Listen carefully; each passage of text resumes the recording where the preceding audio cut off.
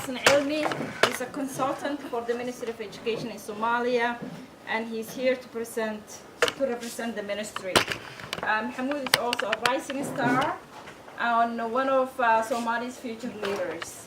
So Mohamud will talk about vocational education in Somalia as well as other educational initiatives in the country. Yeah. Hello. Hello. Thank you very much for having me here today.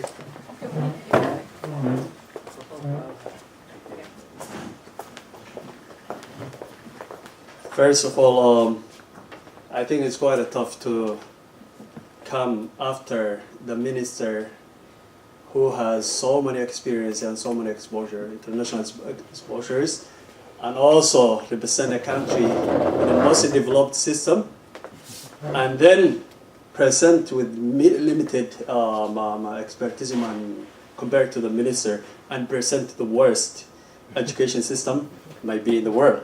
So I have a bit of challenge coming after that presentation. So please remember that you will be having a presenter with less skills, with the worst might be education system in the world. So please bear with me on that. First of all right, the minister is gone. Your Excellencies, ladies and gentlemen, thank you for having me here and give me your time to listen to me today. And on behalf of the Somali government, I would like to thank the Finnish government for their tireless support towards our vulnerable Somali community during the time of need. Thank you very much for that. I'd also like to thank for those organizations who support us to develop our education system, particularly those programs taking place in Alade, like Ganane ARD program, education program, with a primary, secondary, and also technical college that is new now. Thank you so much for your support, individual and organizational and government support. Thank you. If I start my presentation with the background of Somali education, since the collapse of the Somali central government in 1991, the country became one of the countries that are affected by the armed conflict, which hindered of achievement of the Millennium Education Goals. Now, Somalia is one of the Somalia is now in a stage of political and social transformation after 21 years of civil war, chaos and anarchy. While the security remains the priority for the government, the government is also working on restoration of public services.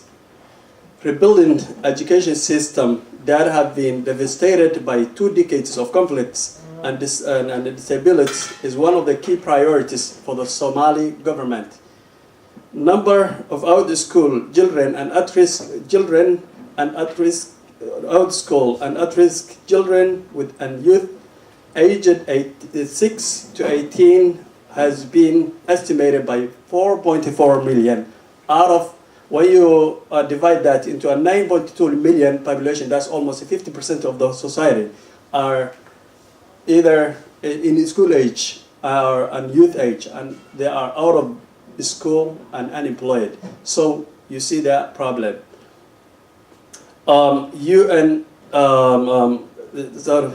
population suggests that over 1 million children 8 to 13 years, including potential and the first timers 6 to 7 years old, are currently out of school. UNDP also estimates that 68% of the youth 14 to 29 are unemployed and don't go to school as well. This is one of the examples. Shouldn't come here. Supposed to be back. It's actually, girls are learning how to decorate, how to do henna for the other decoration of Allah. Shouldn't be here. Maybe I wanted to. Still, the background continues. Appropriate education program for Somali youth are few, far between. Currently, most of the Somali youth are neither working nor enrolled with education institutions, education system. They are also blocked by multiple social, economic, and political exclusions, lack of education, access, and job opportunities not only reduce their natural resilience and optimism, but also make the youth vulnerable to the risk and criminal behaviors. Youth have been used by oppression, militias, and conflict force to scale the criminal activities in the country. Everyone who wants to do some criminal activity uses kids. For those who wanted to have explosives, they use kids to explode themselves. For those who want to hire what I call piracy, as the minister mentioned, they also recruit youth. For whoever wants to do criminal activities, use kids. So they are a tool to use for all scaling conflicts and problems. Many of the youth to look for better life, they risk themselves to take smuggling to come here and elsewhere in Europe, America, and elsewhere, traveling from Somalia to Ethiopia, to Eritrea, then to Sudan, then to the Sahara Desert, then to Libya, then to Mediterranean Sea, then to their final destination for those little ones who make their destinations. Some lost their lives, others are killed in the middle, others are drowned in the sea, where others have died in the desert for thirst and related issues. This is where we start. This is the symbol of our ministry this time. Maybe a year ago, maybe today might be a bit better, but this is the picture representing the Somali Ministry of Education. You see this house is collapsed. That's the service, and this is the base of the house, is the civil war, insecurity, poverty, and related problems. This is the wall and the foundation walls. This like these principles and foundation. This is a wall. The education system capacity collapse. It's falling. The other wall from the other side is the education infrastructure deteriorated. The buildings are demolished and everything is also. And that's, you see the access. There was no a single school run by the government at all a year ago. Today there are 70 schools run by the government, by the Minister of Education, by the way. And when this happened, what happened? That's a low enrollment, that's outcome. How the low learning achievements, decentralized system. What do we mean by decentralized system? There are a few schools run by international organizations and NGOs and individuals, but there is no single curriculum that they are unified. Everyone, if you send money and give to a person to run any school, you'll tell them what to teach.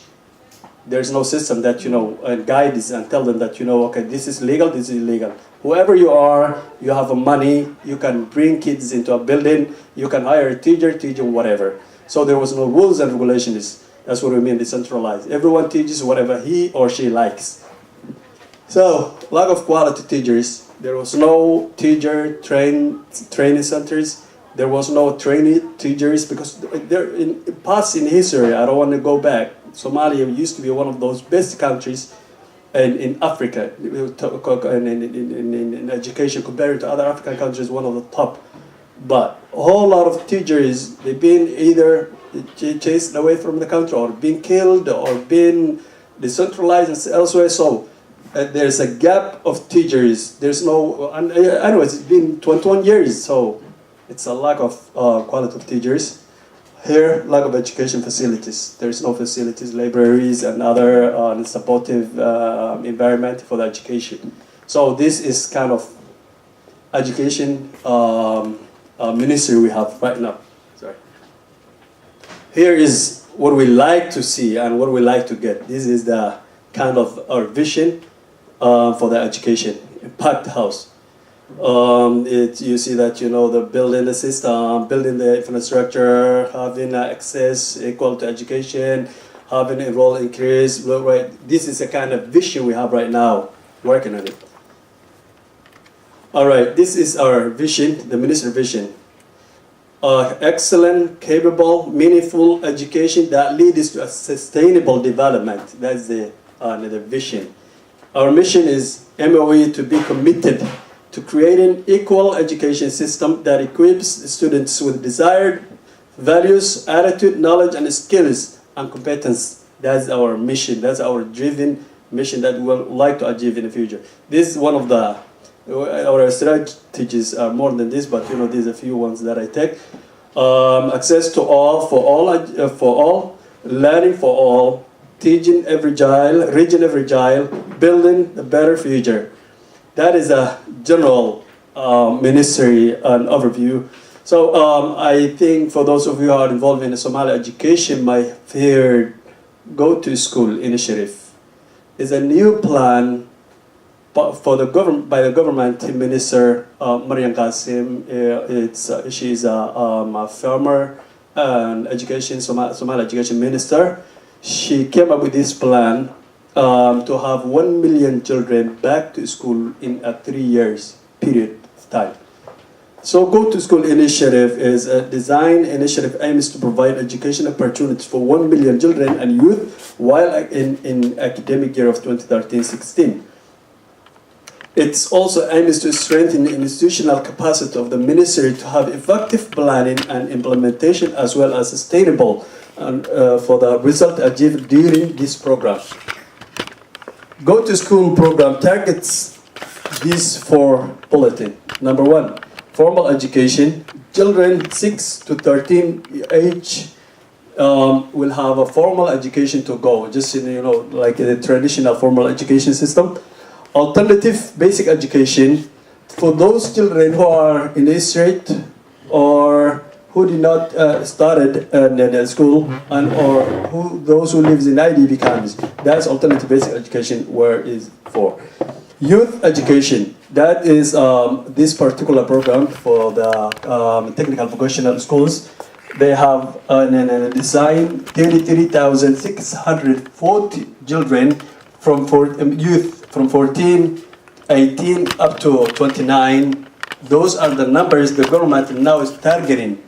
I'm not going to tell you that the government have been doing this and that because there was no government in the past, maybe 21 years. So the only thing we have in technical vocational programs are under the papers right now. There's nothing government holds so far. But there are programs run by our partners, which, for example, the one Ghana have now, and a few others run by international and local partners. The government complements that and wish to that to continue, but the government also trying to support those and come up with some sort of sustainable plan. So these are and also the 4 is strengthening the institutional capacity, MOE level, ministry level, regional level, and district level, and also CEC's, Community Education Committees level in all regions of Somalia. That's a plan for the government, go to school activities for the government. So here is a government priorities towards the technical vocation. I've already mentioned this. Alternative basic education. Okay. Part of the government plan is to have a developing and reforming curriculum and establishment of functioning technical vocational system, and it should be prior as well as the necessary to providing technical the Somali youth with a range of livelihood skills and necessary to provide the Somali youth especially competence and especially literacy, numeracy, and equity. Entrepreneurship skills. There are a lot of unemployed youth in Somalia. So if you come up with a technical and vocational colleges, we believe that this will equip the students, youth, with skills so they can get a job in the future. These are the following programs are those we think if we design those kind of programs, they might come up a good result for the future of the youth. To have a life skill-based education, to have a youth education park, technical vocational education and training, non-formal education programs, youth education and functional literacy program, youth internship programs. These are the plans on the papers that the government wants to do. Now the ministry is doing assessment of those to those organizations that are providing technical vocational schools currently, And when we see where they're up right now, we are planning also to develop the curriculum, a centralized curriculum for the technical vocational colleges and the schools. Also, the government is planning to establish at least 4 technical centers before the end of this year, hopefully. So basically, those are bulletin of my presentation. I am sure I knew that my presentation was supposed to technical vocational, so I decided, since we don't have a lot going on in the country, I decided to give you an overview of the Ministry of Education so you can have a clear understanding of what's going on. So thank you so much for your undivided attention. Thank you.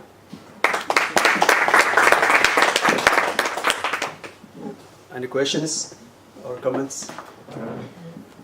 Go ahead.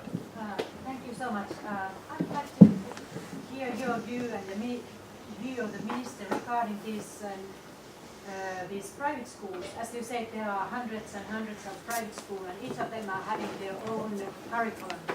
So what is your vision on that? How to improve and create a national curriculum, and how to incorporate these already existing private schools, or do they remain as a private sector, or how do you see this gap? Thank you so much. Actually, that's a great question. Every school that is in the country right now is run by private. And with that, that's the only way the education system have survived during the period of difficulties. The government always compliment that and welcome that. What the government now is trying is to have a system, governing system. So the ministry developed the strategy and for the educational partners that they can follow. And also they set up the educational policies, frameworks, and also acts. So long they follow with these acts and the procedures, they are welcome, number one. Number two, the government have taken a second step, which is to harmonize the syllabus, at least to have the schools start at the same period of time and end same period of time. Third, the government took another initiative, which is to have a harmonized examination, which is taking place right now. Fourth, the government is also trying to come up with a curriculum that everyone should have to use. So the private schools will be empowered and they will stay, but they have to follow with the government procedures and in line with the system. My name is Peter, and I'm not Somali. But you look like them. I look like them. Thank you for that. I'm Ugandan, and my interest is actually, it's just a word of thanks, because it fills me with pleasure to see a young man like you taking on education, which is the foundation of every country. And so maybe 2 observations. I think you're taking the right trend. There's always something good that comes out of problems, and for you is building institutions from zero. So the fact that you have the private sector, we cannot work like the European countries, Right. which have systems that are established, strong, and can support the education system. So we work hand in hand in Africa. We should work hand in hand with the private sector. You clearly say of the silos which are supporting already the existing environment of the private sector, but also bringing on board what the governments can do. Now, I work with an establishment in vocational training in Uganda. My point of coming here is to share my experiences. If there are any people who want to start up vocational training schools in Somalia, please come learn from ours. It's still new in Uganda, but with 1.5 years, we've had a very good experience, challenging, but I know that is what some of those problems you're going to find them in Somalia. So I just share my experiences. We are doing a vocational training, we have established a vocational training center in Uganda, which is in the middle of Uganda, really towards Kenya. And it's very small, but it's private, and it shares almost the similar challenges you have, where we have to all the time push the government to help us, but at the same time we also have to come to Europe and lobby, get people like the SATU to help us wherever they can, and also our own initiative. So thank you for that. Thank you so much. Thank you. Go ahead. Yes, I have a question concerning higher education. I know that the topic here is now vocational education and training, but since I represent a University of Applied Sciences myself, I would be curious to know what is the situation of higher education in Somalia at the moment. Thank you so much. You know, the Somali government system is now building. Prior, when I was joining the Ministry of Education, the Ministry of Education was one. And Ministry of Education, Higher Education and Culture was one ministry, one directorate actually, which was part of the Social Service Ministry. Now, that Social Service Ministry has been divided into 7 ministries, which so now the Minister of Education and the Minister of Minister of Culture and Higher Education are 2 ministries, but living in the same place. Yet we have been having a difficult to separate the directorate into a 2 ministry. In terms of human resources, in terms of service, in terms of venue and everything. So I've had and a lot of information. I got the information which are higher education and from that, because we were in the same directorate, not ministry. So it was part of our directorate. So the higher education is actually doing quite well, even though the regulations we have problem with the regulations and procedures and sharing with the other education activities going on in the country. Now we have more than 40 universities in Somalia, plus the Somalian